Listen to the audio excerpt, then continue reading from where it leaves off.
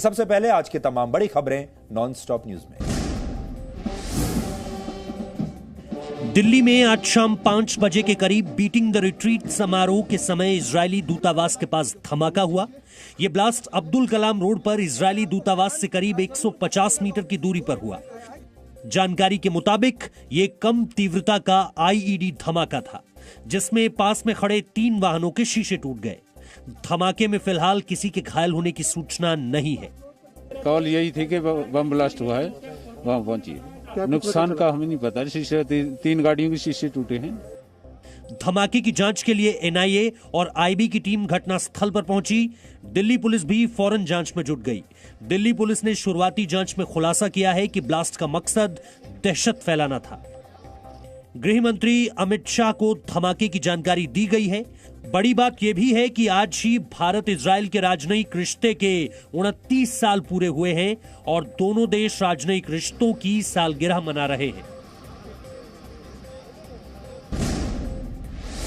दिल्ली धमाके के फौरन बाद विदेश मंत्री एस जयशंकर ने इजरायल के विदेश मंत्री से फोन पर बात की। उन्होंने इजरायल को दूतावास की सुरक्षा का भरोसा दिया। दिल्ली में इजरायली दूतावास के पास हुए धमाके के बाद मैंने इजरायल के विदेश मंत्री से बात की। हमने इस धमाके को गंभीरता से लिया है।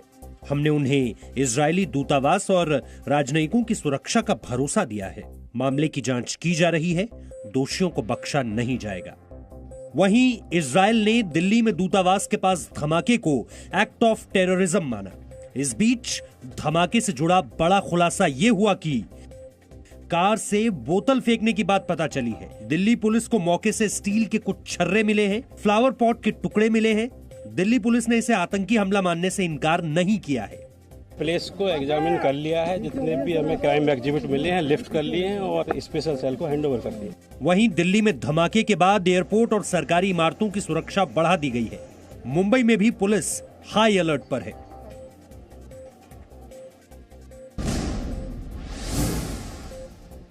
बजट सत्र के अपने शुरुआती अभिभाषण में राष्ट्रपति रामनाथ कोविंद ने 26 जनवरी को दिल्ली हिंसा के दौरान तिरंगे के अपमान पर चिंता जताई और कहा कि अभिव्यक्ति की आजादी का मतलब कानून तोड़ना नहीं हो सकता। देश के 19 राजनीतिक दलों ने आज राष्ट्रपति के अभिभाषण का बहिष्कार किया। पिछले दिनों हुआ तिरंगे और गणतंत्र दिवस जैसे पवित्र दिन का अपमान बहुत दुर्भाग्यपूर्ण है। जो संविधान हमें अभिव्यक्ति की आज़ादी का अधिकार देता है, वही संविधान हमें सिखाता है कि कानून और नियम का भी उतनी ही गंभीरता से पालन करना चाहिए। अभिभाषण के दौरान विपक्षी दलों के सांसदों ने नारे लगाए और सदन से वॉकआउट किया, जिसे बीजेपी ने राष्ट्रपति पद का अपमान बताया। ये आचरण ये बहुत दुर्भाग्यपूर्ण है। ये अहंकार ठीक नहीं है और इसके पीछे एकमात्र अहंकार का कारण यही है कि देश में शासन चलाने का अधिकार हमें ही मिलना चाहिए। कांग्रेस का कहना है कि विपक्षी दलों का मकसद राष्ट्रपति का अपमान नहीं है। विपक्षी दल किसानों के साथ हैं और नए कृषि कानूनों को वापस लेने की मांग कर रहे हैं। किसान विरोधी, खेती विरोधी एक कानून को वापस लिया जाए, यही हमारा आज की प्रेसिडेंशियल एड्रेस को बायकॉट करने की सबसे बड़ा एक कारण है। दिल्ली के सिंघू बॉर्डर पर आज आंदोलनकारियों और स्थानीय लोगों के बीच हिंसक झड़प हुई। दोनों गुटों की तरफ से पत्थरबाजी और हमला किया गया। स्थानीय प्रदर्शनकारी सुबह से ही आंदोलनकारियों के खिलाफ प्रदर्शन कर हाईवे खाली करने की मांग कर रहे थे। पुलिस ने प्रदर्शनकारियों को रोकने के लिए लाठीचार्ज किया और आंसू गैस का भी इस्तेमाल किया। इस दौरान अलीपुर थाने के एसएचओ प्रदीप पालीवाल पर तलवार से हमला हुआ। प्रदीप पालीवाल ने किसान नेता सतनाम सिंह पन्नू पर प्रदर्शनकारियों को भड़काने का आरोप लगाया। तो सतनाम पन्नू था, सतनाम पन्नू भी था, हाँ जी, और पनेर भी था। पनेर और सतनाम पन्नू दोनों लीड कर रहे थे सर, दोनों भड़का रहे थे कि मारो मारो मारो। अकाली दल ने सिंघू बॉर्डर पर हिंसक झड़प के लिए बीजेपी को जिम्मेदार ठहराया है। जो भारतीय जनता पार्टी अपने वर्कर्स राही सिंघू बॉर्डर पे और गाजीपुर बॉर्डर पे टकराव की सिचुएशन खड़ी कर रही है।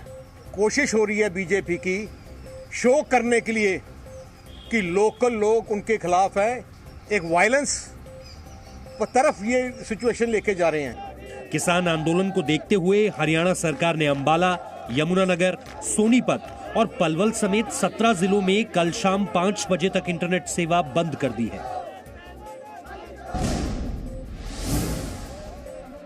कल के घटनाक्रम के बाद आज दिल्ली के गाजीपुर बॉर्डर पर कई विपक्षी नेताओं ने दौरा किया।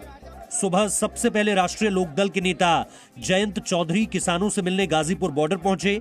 उनके बाद दिल्ली के डिप्टी सीएम मनीष सिसोदिया भी गाजीपुर बॉर्डर गए। यहां दिल्ली सरकार की तरफ से दी जा रही बिजली पानी की व्यवस्था का जायजा लेने पहुंचे मनीष सिसोदिया ने 26 जनवरी के लिए बीजेपी को जिम्मेदार बताया।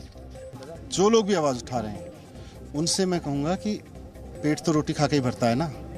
अगर ये किसान खेती करना बंद कर देगा तो पेट नहीं भर पाएगा। 26 जनवरी की घटना अनफॉर्चुनेट है और जितने भी भारतीय जनता पार्टी के गुंडों ने ये फैलाया उनको सबको अरेस्ट होना चाहिए। बीजेपी ने मनीष सिसोदिया के आरोपों पर पलटवार किया। मनीष सिसोदिया सीए वालों के साथ भी बैठे थे जाकर, मेरे सपोर्ट उनके साथ है। चुनाव में उनको लोगों ने बता दिया था बाल बाल बचे हैं इस हाथ भी। गाजीपुर बॉर्डर पर सुरक्षा कड़ी है। Rapid action force, Delhi police और गाजियाबाद पुलिस को भारी संख्या में तैनात किया गया है। क्राइम ब्रांच के साथ एफएसएल की टीम जांच कर रही है। दंगाइयों के खिलाफ सबूत खंगाले जा रहे हैं। सीसीटीवी और मोबाइल फुटेज को लैब में भेजा जाएगा। दिल्ली के गाजीपुर बॉर्डर में किसानों को हटाने के मुद्दे पर आज उत्तर प्रदेश के मुजफ्फरनगर में किसान महापंचायत हुई। भारतीय किसान यूनियन के अध्यक्ष नरेश टिकैत ने ये किसान महापंचायत बुलाई थी। पंचायत में किसान आंदोलन जारी रखने का फैसला लिया गया। साथ ही साथ थोड़ी थोड़ी संख्या में किसानों को दिल्ली के गाजीपुर बॉर्डर पर जाने के लिए भी कहा गया। हमने धरना हटाने के वहां तक हो गई थी बातचीत, वो कुछ वहां से तत्व ऐसे चले गए जिन्होंने मार पिटाई कर दी, वो कर दिया, तो उसमें क्या करें, वो मजबूरी में इस तरह का फेर कदम लेना। हालांकि महापंचायत शुरू होने से पहले भारतीय किसान यूनियन के अध्यक्ष नरेश टिकैत ने कहा था कि कल धरना स्थल खाली करने का फैसला हुआ था।